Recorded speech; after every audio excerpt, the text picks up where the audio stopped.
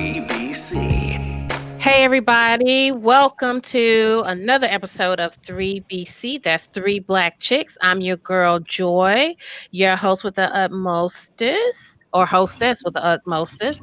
And I have my 3BCs on here, but we have some special guests for this episode. Um, First of all, welcome KC, the Alchemist, Chloe, and One Solo. But then welcome to our special guest, Kevin, who well, I'll get to that later. And Anthony. So that we had an interesting conversation. The reason why we bringing the guys on, we had an interesting conversation a little while ago on the show about polyamory. But it was just us girls. So we wanted to talk to the guys about it and get their thoughts and get their feedback. And the guys are coming from different perspectives. So Anthony is actively practicing polyamory. Kevin was actively practicing polyamory when he was younger with a male and female partner, and now he's in a same-sex relationship. So these perspectives should be interesting, and we're ready to dig in. Um, so, girls, do you want to ask questions? Do you have Let questions me that you just want let to me ask? let me correct one thing though. Go Let me ahead. let me let me correct one thing. Um, when we say actively practicing polyamory, I am polyamorous. So Okay. whether I'm in a relationship or not, I'm still polyamorous. Um, I still have the capacity and the ability to love more than one person at one time and to maintain a relationship with more than one person at one time. Now, I can be completely single. I'm only seeing one person right now. However, so I guess you would say if you want to put a title on it, I will be actively practicing monogamy, but I am a polyamorous man. It's just that Okay. at this point in time, I'm only seeing one person because the other relationships dissolved um, when when I was seeing more than one person. Um, but Well, I appreciate that correction because I am still trying to learn. It has a language of its own, and I am still trying yes, to learn it, trying to figure it out. Like there's formations, V and X, and all this stuff. I was like, shit, I'm never gonna figure. yes, This is a lot going on. it comes with time. So um, I never go with the whole actively practicing because sometimes I'm just with one person. It could be one person for an extended period of time. It all depends Mhm. on the certain relation. Each relationship is different, whether Mhm. it's one person or multiple people. Also, um, I identify as polyamorous. Mhm. So, as you were stating, Kevin has had relationships with men and women. I don't know if he identifies as bisexual. I don't know, Kevin. I don't want to label you something that you don't accept. But if he did, him just being in a relationship with a man now, or being in a relationship with a woman now, would not automatically make him now because he's practicing heterosexuality or practicing homosexuality. He's no longer bisexual because of what he identifies with. So that's why I never try to stand on what I'm actually practicing. Who am I? What do I see myself as? What type of relationship am I willing to participate in? And how do I identify myself? Well, you just gave a perfect intro for Kevin. So, Kevin, hit it. What Well, do you? How do you identify currently? And then I know. Well, I believe you're in a monogamous relationship, same sex relationship now. yes. So, if do you still identify as polyamorous or bisexual Honestly, or what? I never identify myself as polyamorous or bisexual. I'm pretty much fluid when it comes to relationships and love. You can't really help who you love or who you're attracted to at that time. This Mhm. is energy that happens when I meet people, and I'm just open to it. Mhm. Um, so I never really got with the label, if you will. And actually, my polyamorous relationship happened on accident. It happened through discovery. I was young. I was in high school and I went on to my freshman year and sophomore year of college. Wow. And yeah, so it kind of just happened on accident. I did what was expected of me in high school because, as a young kid, you're trying to figure out navigate this whole sexual thing and Right. being, gay in the South. It's and Hard, growing up I in black imagine. culture, being told, for so long that hey, that's not what you need to do right now. You gotta be Right. straight. You gotta, do what's Right. expected. So I tried to do what was expected and have a girlfriend.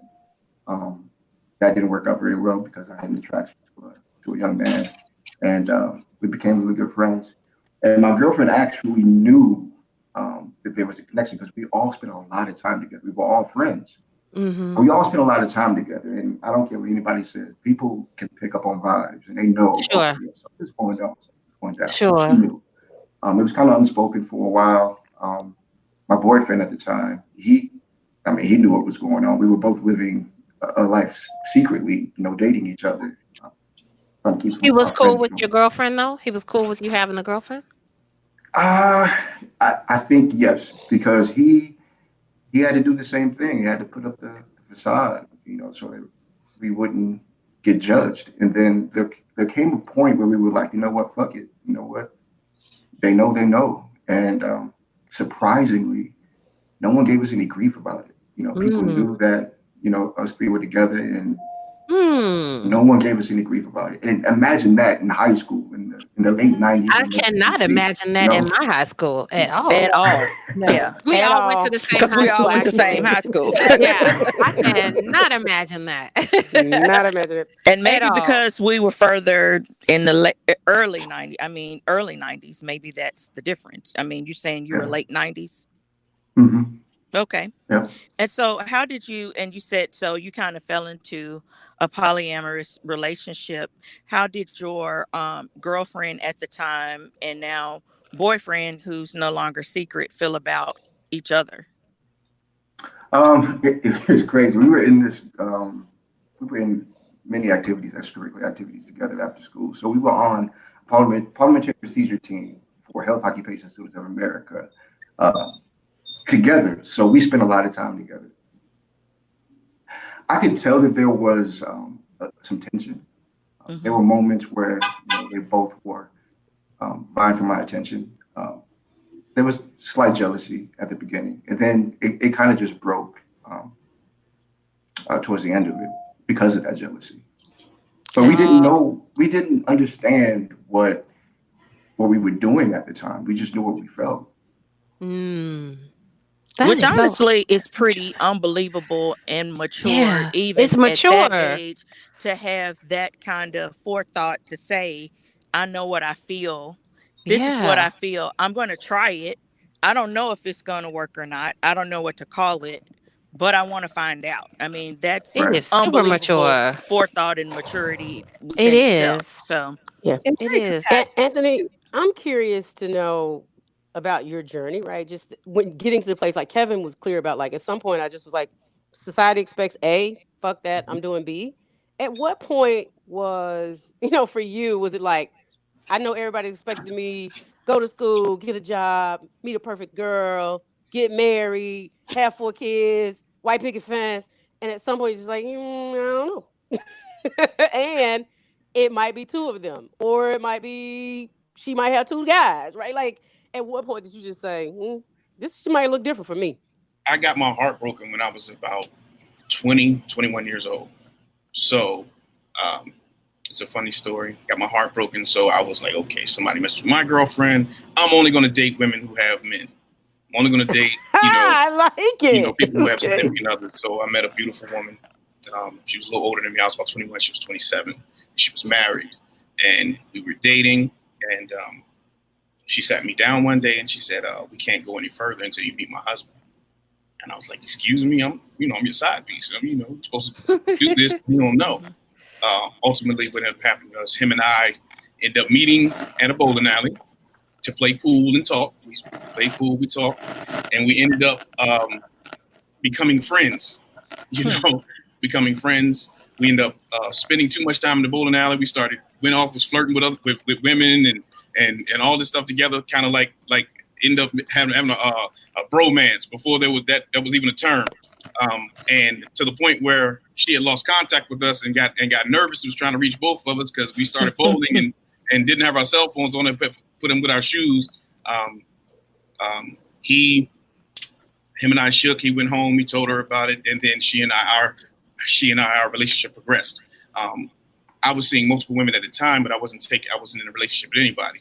However, I became extremely happy with the relationship with her, and I started seeing just her, and her husband knew about it. So my first polyamorous relationship was a polyandry relationship where it was one woman, she had two men, and we were very open about it. She is an artist to this day. I'm not going to say her name. She's an artist. She does painting and sculpting. She would take us to events. She would show both her men. We were very open about it. They were, I like her. I like this girl. I know we need to meet her. Yeah, we want to talk to her too. I like her. She really assisted me with this whole new experience and showing me a different way of doing things, and allowed me to understand that I did not have to fit a certain mold. I could be happy in a relationship where that wasn't monogamous. It didn't fit what I had been taught my entire life up until that point. And yeah, that was pretty much it. The relationship ended on great terms. I was still young. She wanted me to travel the world with them. I'm like, I can't do it. I need to go to college. I need to do something with myself. So the relationship ended. We still talk, every now and then they'll reach out to me, send me an email from whatever country they're staying in for the next 3 or 4 years. And we stay connected that way. But again, that was almost 20 years ago. And that was my first polyamorous relationship. So I have a different perspective than most men. Most men go into it looking to have multiple women or expecting to have 5, 6 women because all of that. I went into it as a man who was who was in a relationship with a woman who was already married and had a great, what's this called? It's called kitchen table.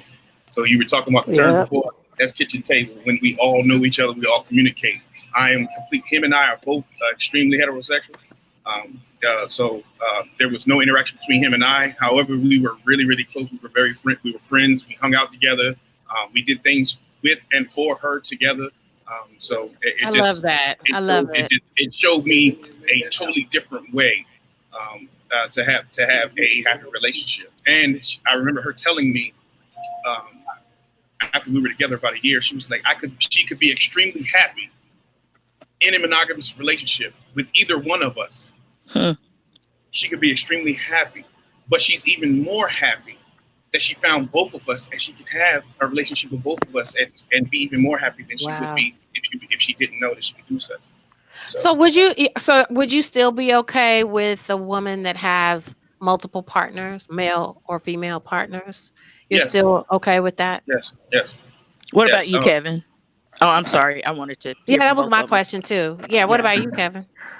Would I be okay with my partner? Yeah, I mean, are you still okay? Are you still interested or classified as polyamorous? Or identifying as polyamorous?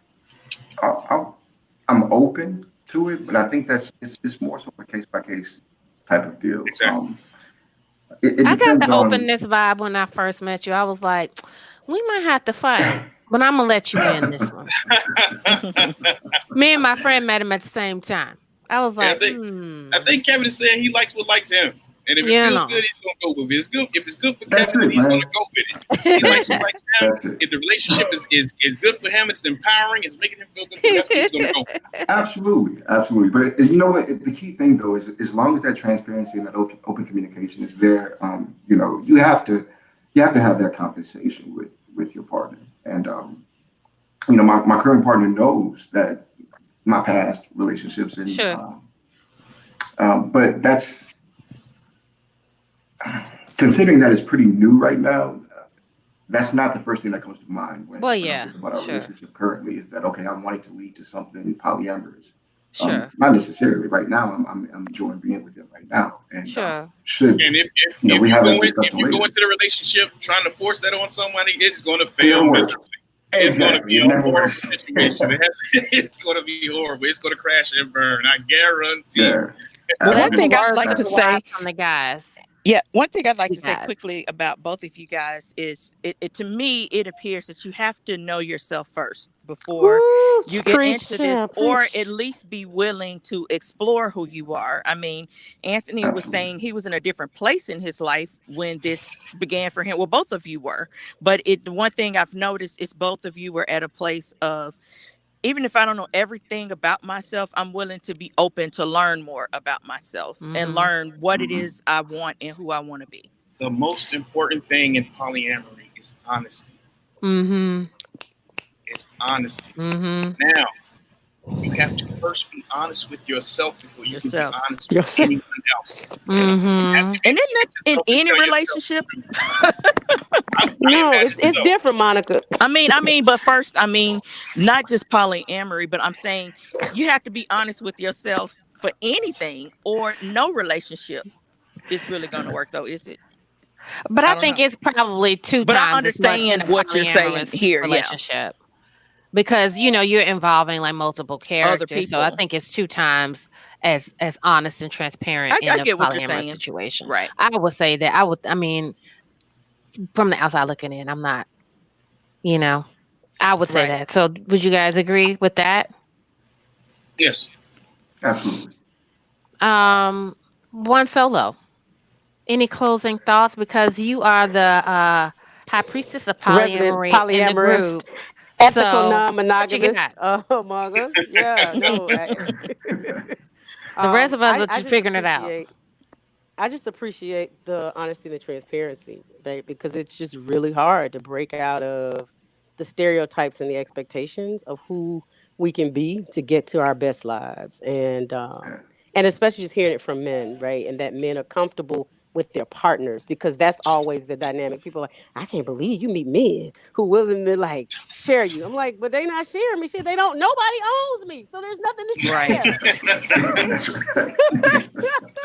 So I appreciate hearing from brothers who can just be like, no, just say what it is. It's not ownership. It's a love style. Right. And you know And what? You being guys open are to it. both extremely mature. I mean, you being 16, 17, 18, 19, you being 21. The men at that age are not very mature or secure. So Mm-mm. I really appreciate this perspective from both of you and the level of maturity and security that you guys were able to exhibit at such a young age. That is really unusual, I And would say. here's something that also came to me. In every other interaction as a human, in every other relationship, you have the ability to have to share those type of emotions with one or more um, person or even target. You could have multiple children. You have multiple parents. Sometimes you got more than just the two you have because you end up loving your step parents and grandparents on the same level. Sure. So, what we say romantically, when it comes to love, when it comes to the deepest passion that we have, we can only do that with one person at one time. But that doesn't make sense.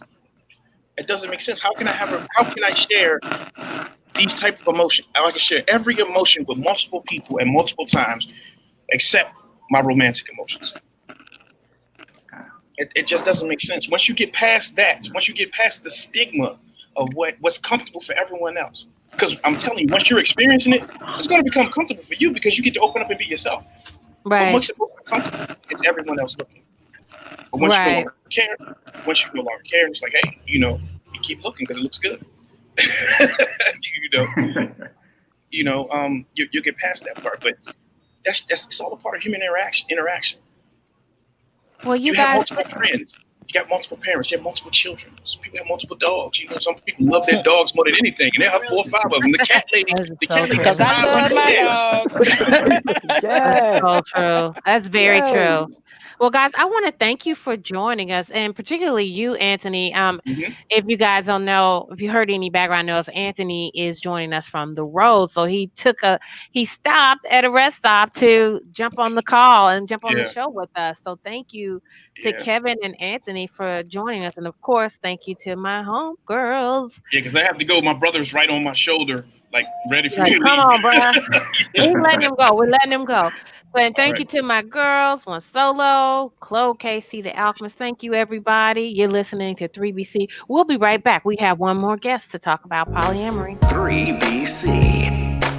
R&R on Sports. 1968 Olympian Dr. John Carlos. Oh man, it's an honor. They need to pick up their radio and tune you guys in. There you go. It's R&R on Sports. Hey, everybody. Welcome back to 3BC, Three Black Chicks. We are still talking about polyamory, and we got another rooster in our hen house, and that is Daryl. welcome to the show and thank you for joining us today. And One Solo is back with Chloe and Casey the Alchemist. Daryl, how you doing? Yes, How you feeling? I feel great. I'm Tell us. glad to be here. I'm glad to be. I'm Thank not. you. I don't think I'm feeling as good as One Solo. Are you laying on your back? Like I'm not feeling I that got a good, but cute I'm all little, right. I got a cute little chase lounge. I'm over here just like chillaxing. I see. I You see. are like 1,000%. For That's the So sure. level I'm Daryl, trying to be on. I will be in a couple hours. Um, so Daryl, tell us about your thoughts on polyamory. You don't identify as polyamorous, but tell us what your thoughts are. What does that mean to you? And if you did practice polyamory, what would that look like for you? Well, I have in the past. I mean, I haven't. I don't know that I identify as anything. To be honest with you, I'm just kind Okay, of. that's I'm fair. just living. Okay. What does it And mean to me? you're recently divorced, yeah? Yeah. Oh yeah. So does that impact your position on On polyamory? polyamory? Yep. No. I mean, I think I had the thoughts that I had going into a marriage, the thoughts I had coming out of a marriage are pretty much the same in terms of relationships and dating and that kind of deal. I Mhm. think, it's two different categories. So marriage is what it is, right? I mean, it's dedication. It's a holy union, right? So I honor that, respect that for what it is. Outside of that, it's relationships or however you define them. You're with one person or more than one person so that needs can be met. And as long as everyone's honest and your seed matches your harvest, uh, everybody wins. Everybody's happy. So So tell us about Daryl, I the have a polyamorous. Oh, sorry. Go ahead. Go ahead. So, Daryl, I'm curious to know, were you in an ethically non-monogamous marriage or an open marriage? No, Okay. no, So you were in a you were in a monogamous you were monogamously married, monogamously but married. Yes, okay. But then yes, before that, you were involved in polyamorous relationships. yes, So yeah. tell us about that. I mean, that was a young age too. But you were a grown young dude, though. You were kind of grown for a long time. Like you might have come here grown. So, but tell us about that anyway. So for me, dating is about well, at a younger age, right? So I guess my first experience with polyamory, and when I'm calling it polyamory, it's not dating multiple women and lying about it, right? I mean, just where everybody knows and it's out in the open. That the first time I was in a relationship like that was in high school, and I had my girlfriend in the ninth ninth and 10th grade was bisexual, so she had girlfriends, and sometimes I'd be invited, sometimes I wouldn't be, but it was what it was. And by the same token, she knew that I dated other women, but it was we just had rules, and I kind of flowed with the rules, and it was all good. I mean, it was never a situation where anybody felt used or misled, right? So that was my first experience with it. Then growing up, like so, you go through college and that kind of deal. I took my first job. I've always traveled with work, right, internationally, etc. So you're dating women of the same kind of ilk, right? We're very busy. There were a lot going on, and they're not necessarily in a position to have a full blown kind of Judeo Christian monogamous relationship, right? But they're saying, hey, I like you, and there's a lot of things here that I want to explore, but I can't give myself fully to it, and neither could I. So everybody understood, and we dated, and I've dated women that knew one another, I've dated women that didn't know one another. But as long as everybody understood, I mean, I found that it works for everyone. So So now that you're freshly divorced, do you feel like you want to go and date multiple women for a while or even permanently, or are you feeling like you could be open into to being in another monogamous relationship? So yes and yes. I mean, to me, I think the issues come when your kind of the outcome don't meet the expectations, right? So the problem is you set false expectations. So for me to say I'm not open to a monogamous relationship means I've already set a limitation, right? And I don't know. I could be meet somebody tomorrow and think, wow, I want to jump right back into a marriage. Who knows? Hmm. But so I kind of let the relationships define themselves. We get into it, and I think if you're dating someone and you're being honest with them and they're being honest with you, you don't have the fear of being let down or feel like you've been taken advantage of, right? I think that's very progressive because, the men that I have encountered, me personally, when they've left a long-term relationship, that's the last thing that they want to do is be open to another monogamous, potentially, sorry, that's the vodka, long-term relationship. I got you.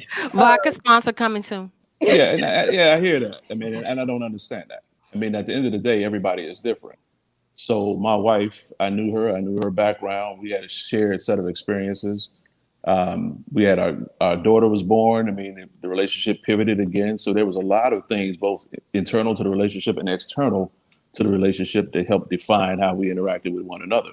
I can't assume that if I meet anyone else that those same factors agree. I mean, they're or in place. Their worldview is different. I mean, my worldview is different now. So you just have to let the relationship define itself. Right. To say that I would never be in a marriage again means that there's a limit that I put on myself that a woman could not overcome. And I don't think that that's fair to her or to me. So I did what I did. I was true to it when I was in it. I mean, I've never cheated in a marriage. And if I'm in a relationship now, I'm too old, man. I'm way too grown to be, clearing browser histories and hiding my cell phone. I'm a grown man. I do what I do. I will be open and honest and let you know where I stand. And, if you can roll with that, I get it. If not, it was fun. That seems to be the running theme, with our earlier guests. It's just the honesty, transparency, but also the security and maturity. That seems to be the running theme through all of this, that everyone has to be on the same page, communicative with one another, but also just really secure, as a person. Yeah, you have to be secure in yourself, but I think a lot of times people define security the wrong way. I mean, I don't look at security as protection, right? I mean, people call it, I'm securing myself because I know what I want and I know what I don't want. Well, the truth of the matter is most people don't know. Your needs evolve. And True. A person that you meet could open up a need in you or desire in you that you never knew you had. So if you don't, speak on it. if you're the same person today that I met 10 years ago, then shame on Fail. you had Yeah. it. So Yeah. how do you know? Like I'm secure enough in myself to know that I will make the decision that resonates with how I genuinely feel, right? So if I'm willing to be with somebody who I know is dating somebody else, that's security to me. That means I know who I am. I know what I want at this moment. By the same token, should that change, I'm a human being. I'm allowed to evolve, and so is she, right? So we might get to a place a month from now and feel totally different about each other. I don't look at it as, I have a child and that's a permanent relationship, right? I was married. The intent was for that to be a permanent relationship. Everything else is transient. People come and go, right? There's people that met the world to me. I can't tell you their last name at this point. I feel one of the great challenges, right? Like I'm the avowed ethical non-monogamous polyamorous in this little squad right here. Sure. And one of the challenges I find is that men really struggle both with this notion of possession and ownership of their partners. And also like society expects men to be, I just don't know. Like my favorite love. Caveman. He's my absolute favorite. He just cannot get out of his own way. I'm like, dude, we got all the good stuff. Like, get out your fucking way and line up. We the goat. We the goat of relationships. Like, get out your own way. Yeah. And all the stuff, right? Like you said, the situations don't even line up. Dude, you live in a whole other state. You got 50 women trying to be your boo and love you and want to do all this stuff. But you over here wanting to chase me. Chase me. And get with them other chicks who got all the good stuff too that I can't give you because I'm 1,000 miles away, right? Like, how do you get to this place, or help men in particular get to this place of that security piece you talk about, but also society's expectation of what this looks and feels like? Well, as far as helping men to get there, that's more complicated, right? Because you grow up with a certain model and you believe, for me to be in a relationship means this, me plus you, especially when you get older and you have expectations, maybe even leading toward a marriage, right? At the end of the day, I believe there's only one predefined monogamous relationship, and that's a marriage. That I don't believe in polyamory in a marriage. But outside of that, everything else, I mean, and I hate to say it this way, is hedonism, right? I'm in this because it feels good to me, right? And if you're in this because this feels good to you, we'll talk about what I bring to the table that makes you feel good, and you talk about what, then vice versa. And as long as the piece that you own, I define ownership as owning that space that we share, right? So if it's kind of, if you and I agree that this is what we do, then in that space, yes, I do have kind of an ownership mentality in that space, not of you as a whole person, but in the space that we share together, right? So outside of that space, what you do is not my concern, and vice versa. So what would that look like, ownership in that space, though? Does that mean this is the thing that we do? Is this a special thing that we do, or something special, or whatever? What does that mean? It means Specific. being, well, to me, it means being emotionally literate enough to express what it is I expect from you at this Come point in through, time. $10 words. Come on. Emotional Yeah, literacy. That. Yeah. right. You have to be Come able through. to express yourself, right? And say, hey, right now at this moment, this is what I need from you. This is what I want to give to you, and this is what I expect from you. And as long as we respect that and we have a mutual understanding, that's where the ownership is, right? So it's kind of, if you step outside of that, then I have the right to call you onto the carpet. Because wait a minute, we talked about this, right? And this is how we are to interact. If that's changed, let me know. Let's talk that through. So that's what I mean about owning that space. It's not, I mean, this is not a foreign concept. You have it in all the other relationships. You have your girlfriends, your buddies, right? And there's unspoken rules. You know, Yeah, here, this is what I expect. If I say something to you, I don't expect you to repeat it. Oh, wait a minute, correct. the three of us, there's a group of five, but the three of us are closer. So if you, person A told person B, it's okay, it's understood, but don't tell C and E, right? Because these are just rules that people understand. So when you put in a relationship, somehow they want to redefine everything to say, okay, I can only share this one thing with this one person. And nothing else in your life works that way, right? Nothing else works that way.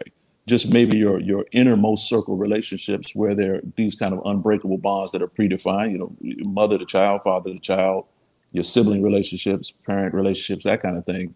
But outside of that, you define them as they go, right? And everybody understands that. So why would dating be different? So you're okay with a woman having multiple partners, male or female? I asked the other guys that, but I want to know that from you Yeah, too. yeah. I You're mean, and cool with that? if I was not cool with that, then I would share that with her, Because you're right? And emotionally literate in this bitch. right. I mean, I can share. That doesn't. If people think that means, well, I have to understand it. No, I don't have to understand it. I can tell you I don't know, right? I can say, listen, we started out this way. Now I'm starting to feel something different, right? Mm-hmm. I don't know if that's justified or what. I just know it's my truth, right? So Right. here's where we are. So this thing that's happening here bothers me. Now let's talk about it, right? I mean, then if you agree, or she may convince me otherwise, right? I'm Mm-hmm. fine in that. And that's what I mean by owning and being truthful and those kind of things and having a discussion. People evolve. Life Mm-hmm. events change people, right? So True. the way we started in 2019 may not be the same in 2020, right? So let's talk about that. I mean, and if we can still meet each other's needs, cool. If we're not meeting each other's needs, then let's redefine our relationship. Or, you know, it was fun. I True. mean, And that's that's the The way I see interesting meeting it. of too. needs. The Yeah, meeting of there's needs. needs that are being met. Like one solo said, right? I mean, there's needs if you're in another state. So I remember, so for instance, in college, I dated a young lady that was getting her PhD, and she just didn't have any time, point blank, no time. So her relationship with me was, you know, pretty much 90% physical. Then every now and then we would hang out because we actually were friends. But I understood that going in, and she understood that going in, right? So then, as things evolved, she graduated, and now she's got more time on her hands, right? So now let's talk about this again. So at that point, she wanted to pursue a relationship. But by that point, you know, I'm in my first job, I'm traveling, I'm all over the world, these kinds of things. I don't want that, right? So we ended. Fun fact, bumped into her like 5 years later. She was working in another state. I bumped into her and we picked up again because we were on the same page again. You see what I mean? Mm-hmm. So it's kind of like if you have, Yes. the problem is, see, here's the other thing. When you're growing up, right, through high school, through college and all these things, and you're dating people, the external factors to your relationship keep the two of you on the same page. Like, so in other words, if you were dating in high school, if you're in high school, your high school sweetheart, when you're having finals, I'm having finals. When you're on spring break, I'm on spring break. We're on the same page because life is putting us on the same page. Yeah. Right? So you date somebody through college. We're both excited at the same time. The greatest moment in your life when you walked across the stage was the same greatest moment I'm having at the same time. It's like, wow, this is my soulmate. No, this is your soulmate at this moment because you're on the exact same page all the time. Right? Mm-hmm. Problem is, then you get married. So you marry this person that you're on the same page with all the time. Now she's experiencing a different set of highs and lows at work. You're experiencing a different set of highs and lows. I come home tired. She wants to talk. I don't want to talk. Right? Now all of a sudden you're not on the same page. So now you're saying you fell out of love, or the narrative changed. The external factors in your relationship have changed the way that you have to relate to one another, right? And you just need to be able to identify that, talk it through, lay it out, and say, well, why are we not feeling the same way anymore? We used to always laugh. We used to always joke. Well, yeah, because we were always doing the exact same shit at the exact same time. Half the time with the exact same people, right? Yeah. I mean, we're not doing that anymore. I just flew in, especially, I travel so much. I'm flying in from another country. I switched 3 time zones this week. Now I don't want to talk. I hear you. I'm glad to hear that you're okay. I mean, but I don't want to talk right now. I'm not freezing you out.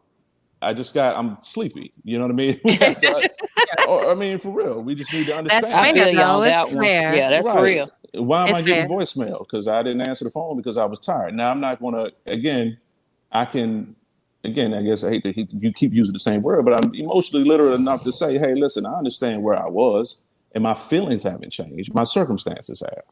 And if I'm not communicating that, then I'm wrong. Yeah, I should communicate that to you because I owe you that at all times. You just dropped some science right there. Feelings versus circumstances. Yes. My feelings, let me repeat that for the cheap seats. My feelings didn't change. My circumstances did. Y'all get into it, right? Make a note of that. Thank you for that note, Daryl, because that preached. For real. Cool. That preached. No, it preached, and it resonated with everybody. The congregation. Yes, it did. Yes, it did. Amen. Pass the plate. Amen. Wow. And amen. Charge. That's funny. So, y'all, we're gonna wrap up this segment. Thank you again, Daryl, for coming up into the hen house. We appreciate your openness and honesty about this thing. Thank you. And if we have occasion to have you back, we will. You drop some gems on us and maybe some new vocabulary for us to move forward. Going back to the lab round. Yeah. It was cool. I enjoyed it. Thanks for having me. So everybody else, to the listeners, hopefully you have been edutained, elevated, and perhaps edified. Thank you to my girls, Casey, Chloe, One Solo, and again, thanks, Daryl. You've been listening to 3BC on the Kudzukian Network. 3BC, recorded at Kudzukian Studios, directed, produced, and distributed by Kudzukian. Join the conversation at facebook.com/3BC.